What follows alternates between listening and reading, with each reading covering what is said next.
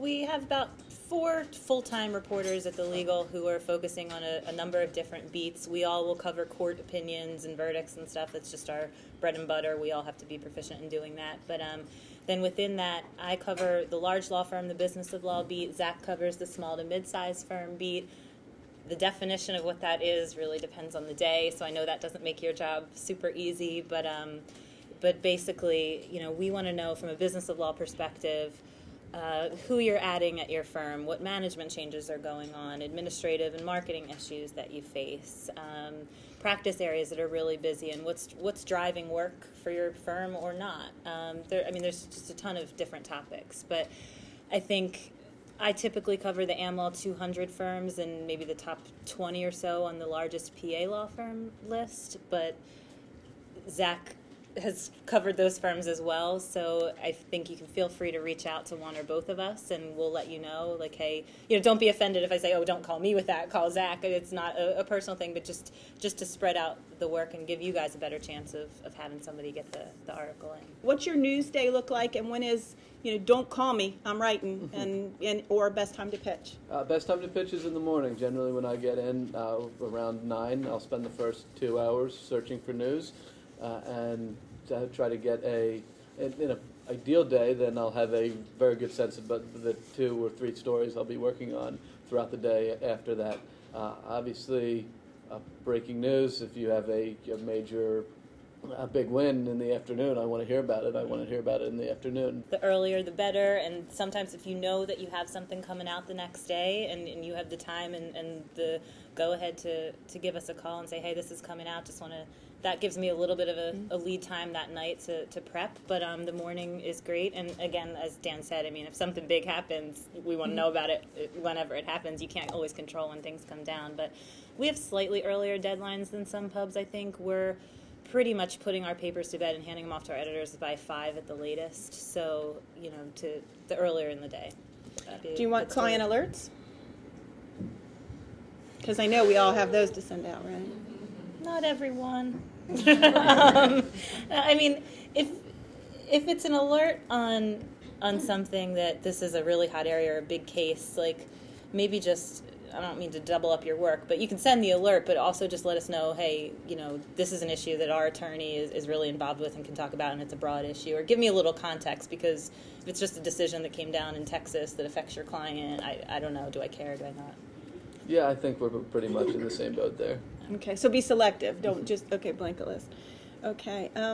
What about, let's talk about a little bit about some terms, because, again, we have some experienced media people in the room and some not so experienced. You guys are very respectful of embargoes. I think I found both. And if you don't know, as Gina said, I have, and I'm sure some more of the more experienced people have known that, hey, we're going to announce something at 10 tomorrow. We want a really good story.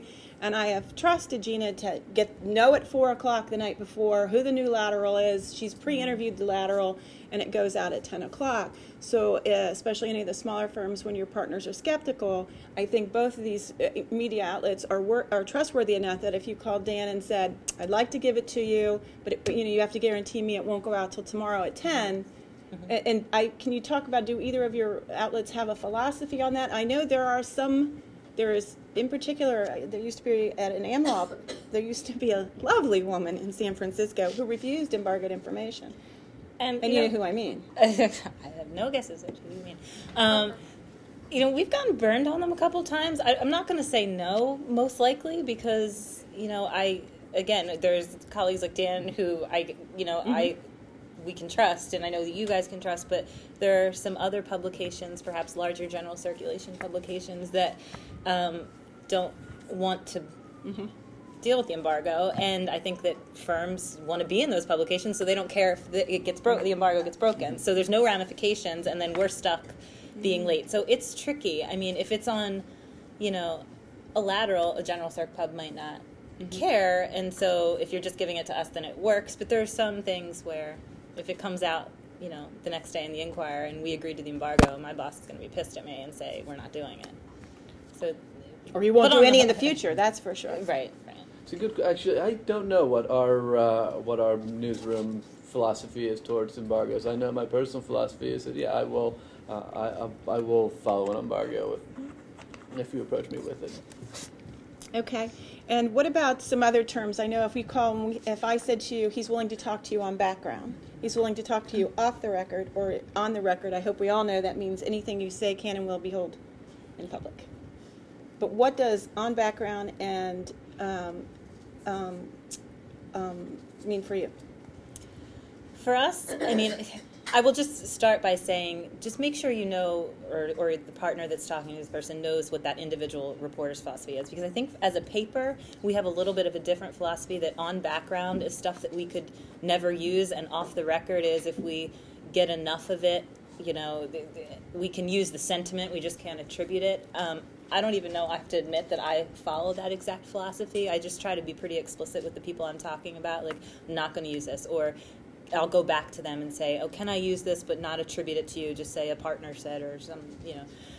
So it's really something that the attorney and the reporter, or whoever the reporter's talking to, they have to kind of work that out on their own. So the smartest thing is, and I guess you would agree with that. Yeah, these terms are unfortunately nebulous, and I've seen on background and off the record totally intermixed. And I think it gets confusing. And So the smartest thing to do is when you are doing an interview, whether if it's Dan or Gina or Zach or somebody else, say, absolutely, we want it totally on background. You can't use anything without our permission. And that's the smartest thing. And Peggy will tell you how many times in Kara that they've been on the phone call and they said, we start the phone call that way. Let's do everything off the record or on background.